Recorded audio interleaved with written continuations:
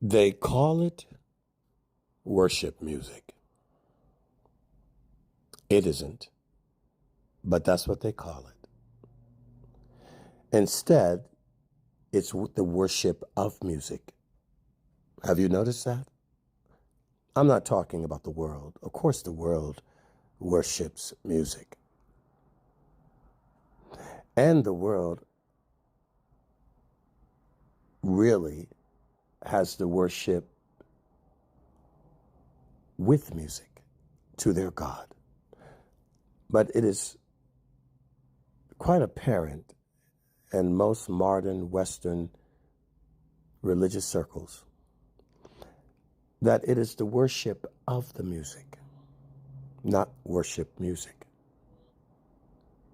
It is no wonder they turned it into a cottage industry of the recording business, which, by the way, was led by the secular music, worship of music industry, Capitol Records, MCA Records, RCA Records, Savoy Records, Warner Records, all of the record companies, the big ones and the small ones. It was the worship of music for the purpose of commodity, merchandising, mammon, money. It was a money-making machine. Don't make any money. Why would you do it? Why would you promote it? Why would you distribute it?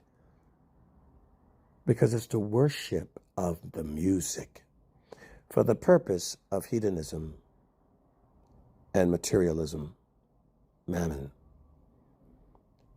And when you live in a country where you're surrounded like Lot was surrounded in Sodom and Gomorrah, I mean, you get used to it and you do acculturate and assimilate, adapt, integrate, and relate.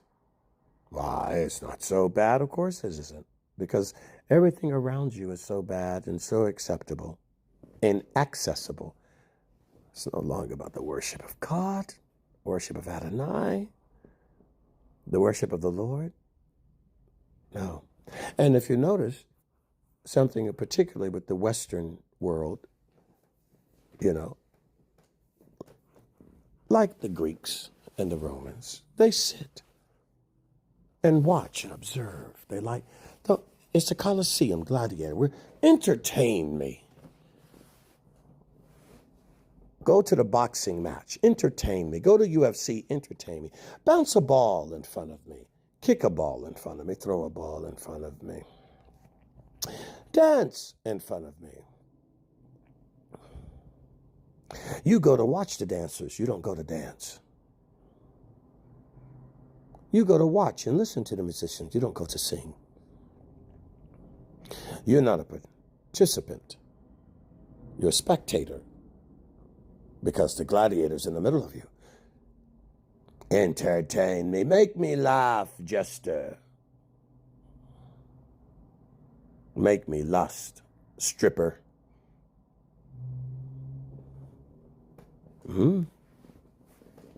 You go to jeer and to cheer, to scream and to shout. You don't want to get in the fray. You don't want to get in the frame. You don't want to really get on the stage unless, of course, you're a glory seeker. You want to be adored, clapped, applauded, paid big money. But it's not for the purpose. And then you bring that attitude into the worship of God. And that's why most people that I meet, they never participate in a song. Even if they know the song, they'd rather just listen. You're not participants. You want to be entertained. It doesn't make you want to sing. I get it.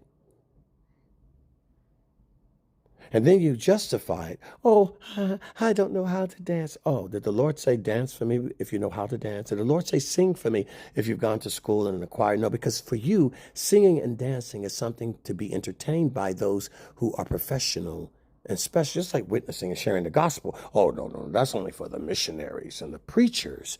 I go to churches. I don't really talk about these things at work or at dinner with my other couples and friends. And no. No. What we talk about is what we're into. We're not really into God. We'll talk about, oh, what are you going to do? Oh, you're shopping. Oh, you're doing that new addition to your house. Oh, you get that. You're talking about clothes and fashion and jewelry. You who know the Lord, hypocrites. You hypocrites. Oh, God, well, that's for Sunday. That's for Bible study. Because for God for you is in a box. God is a dog on your leash. He's taught where to go into his little corner and only come out when you go, here, boy. Do you whistle for God? You look at your clock. Oh, it's prayer. You whistle for him. Sit, God. Stand. Fetch. That's what you do. Is he on your leash or are you on his? Oh, I know the answer to that question because I'm around all of you and I watch you, see you, hear you, and observe you. You hypocrites. Hypocrites.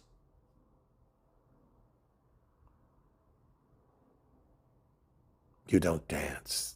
You don't sing. You're rigid, inflexible, unadaptable. You're not worshipers of God. You know, he commands you to sing. You know that? To move your body. Well, the doctors will tell you that and you do. That's why you all are faithful in the gym. Did your wife put on her yoga pants today and you put on your board shorts? You, so faithful. You got to get up and move. Every 15 minutes, you got to get up and move. Dance, jump. Oh. You hire a trainer to teach you how to work the pulleys, the kettlebells, the medicine balls, the stretching yoga mats. But you don't hire me to teach you how to pray, how to dance, how to sing, how to worship God in obedience. Obedience. It's a cursory prayer, a cursory. You train, but you put your money where your mouth is. Somebody to teach you how to develop spiritual muscles instead of spiritual atrophy. Of course not. You want God on your terms and on your schedule. Because you control things. You are God. Over your time, over your money, over your pain, over your joys. Where you go and where you don't. When you vacation and when you don't. You've got a ritual. How dare he interfere with your ritual? You've got to go to the same thing that you've always gone to. God's not allowed to tell you don't go there anymore. Don't do that anymore. Or he's not able to break into your routine. Well, I always do this at this time and I just stay with those people. No, God's on your leash. He works for you, you know. You tell him what you want and when you want it and just how much you'll do and how much you'll pay him.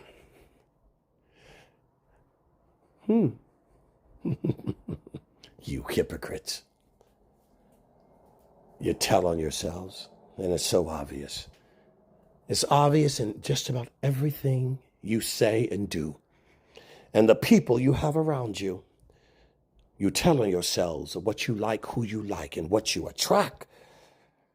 Like flies to a pile of cow dung, you tell on yourselves. And like a pile of dung, it is no wonder that's who's attracted to you and what you draw. You tell on yourselves, you hypocrites, because you're actually very uncomfortable with God.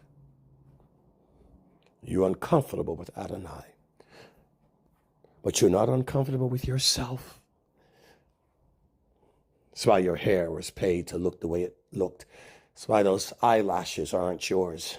That's why that certain skin color isn't your skin color. That's why you love to give God's money to the makeup industry, fashion industry. Your weaves and your beads, this is what you breed, you hypocrites. And like the prophet Eli, you refuse to rebuke your own children, instruct them, guide them. You hypocrites. You who serve the fertility gods of Ishtar, the sirens of Egypt, where your wife is the god of your life. You hypocrites.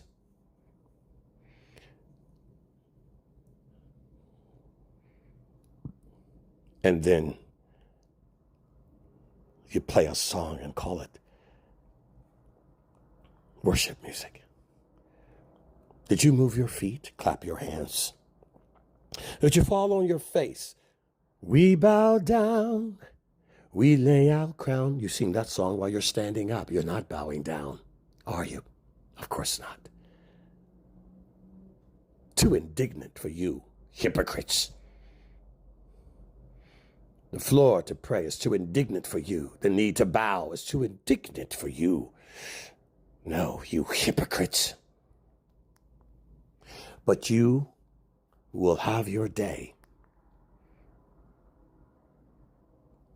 For God is just to himself and to his word, true to himself and what he requires, not to you. It is you who are supposed to be true to him and what he requires, you hypocrites. You are on his leash, his pet. The worshippers of music, itching ears, refuse to praise God because it's not in you. And how can it be? You don't know him. You lie that you know him. You don't know him. If you knew him, you wouldn't have the attitude that you have towards his servants. If you knew him, you would know who his servants are when you met them. If you knew him, it would be obvious in the expression of your life. If you knew him, a tree is known by the fruit it bears, you hypocrites, not the one it wears around its neck. You hypocrites. Who warned you to flee the wrath of God to come? Well, and that's why when they sing, it's not worship, it's a genre of worship music, but it's really a performance. Like Stephen said, you don't even know who God is, so can you really worship? What did Jesus, Yeshua, say? The Lord is looking for who? Those who worship him in what? In spirit. That means that not by lip service, and by truth. That means not by pretend. You can fool people, which is what they do. I mean, you look at worship music in the churches, what does it look like?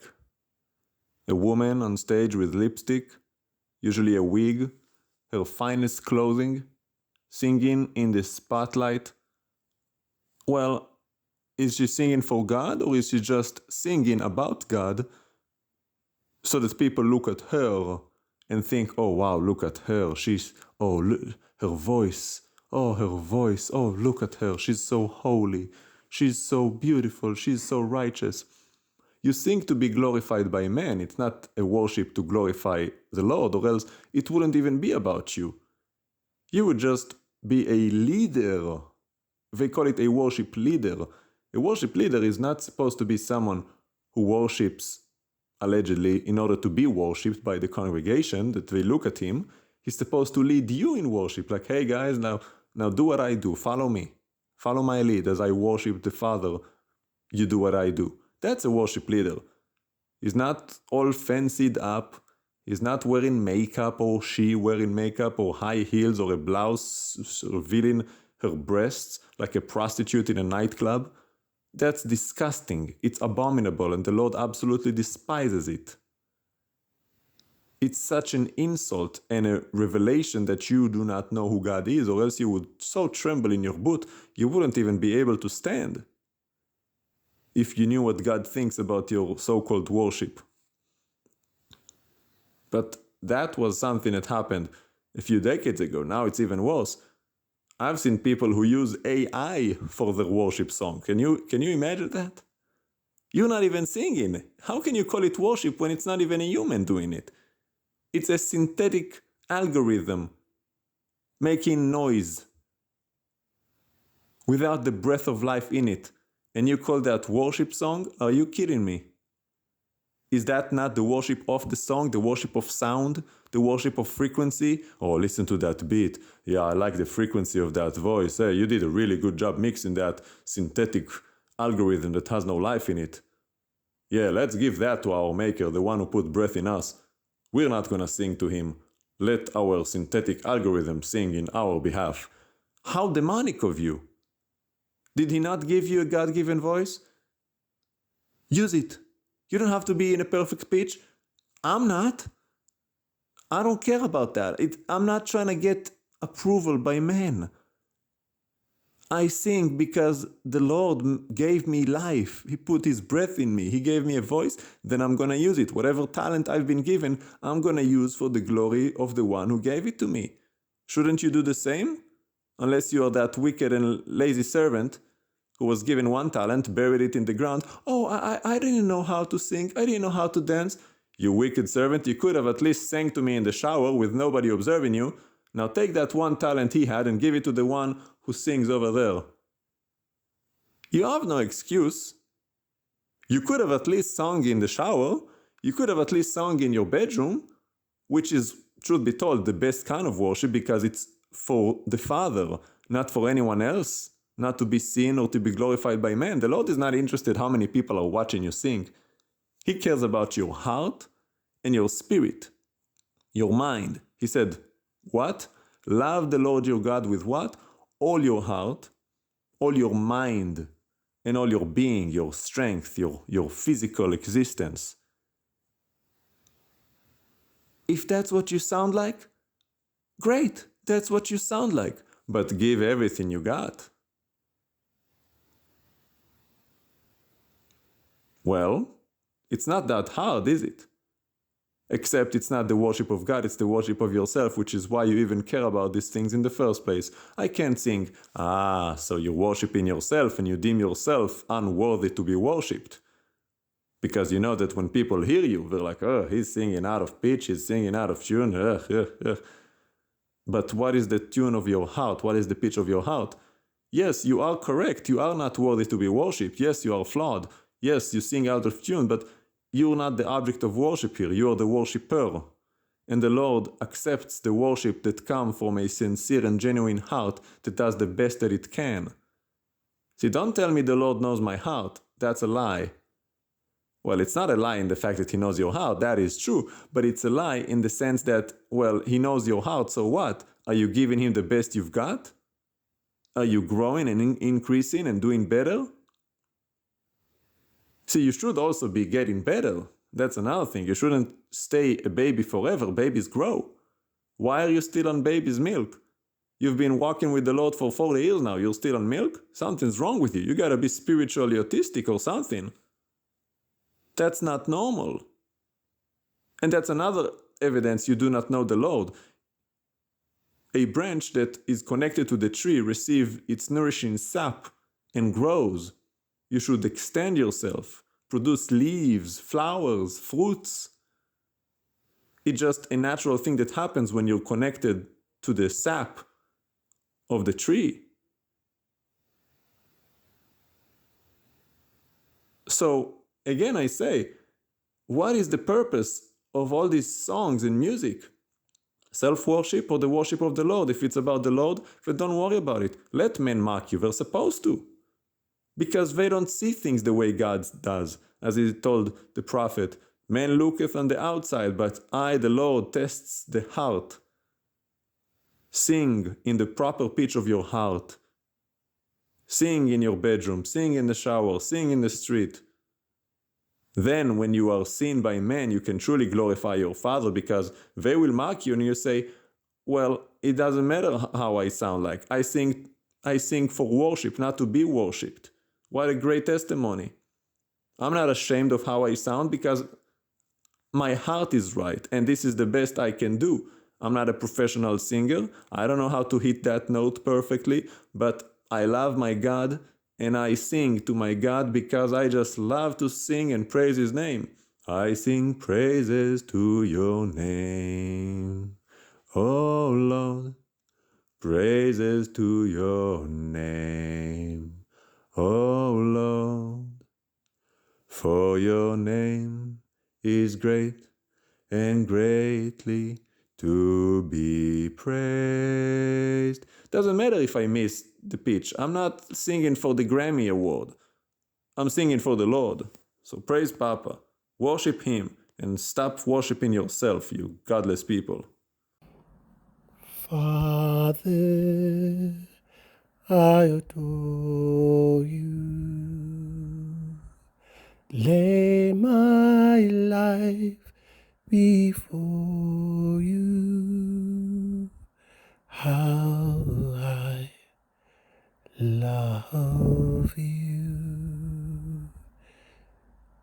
Yeshua, I adore you. I lay my life before you. Oh, how I love you. Spirit, I adore you. I lay my life before you. Oh, how I love you. Father, I love you.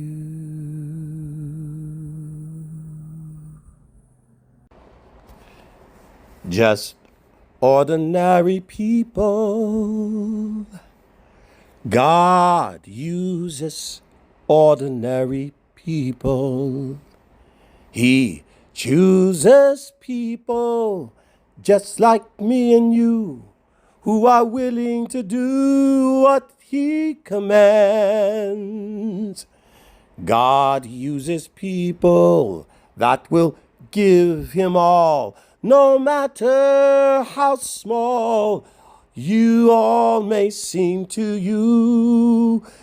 'Cause a little becomes much as you place it in the Master's hand. Just ordinary people. My God uses ordinary people. Yes, He does. He chooses people just like me and you who are willing to do what He commands. God uses people that will give Him all, no matter how small you all might seem to you, 'cause little becomes much as you place it in the Master's hand. Just like that little boy who gave Jesus all he had, how the multitude was fed with the fish and that loaves of bread. So what you have may not seem much, but when you yield it to the touch of the Master's loving hand, yes, then you'll understand how your life could never be the same. 'Cause just ordinary people. God uses ordinary people. He chooses people just like you and me who are willing to do what He commands.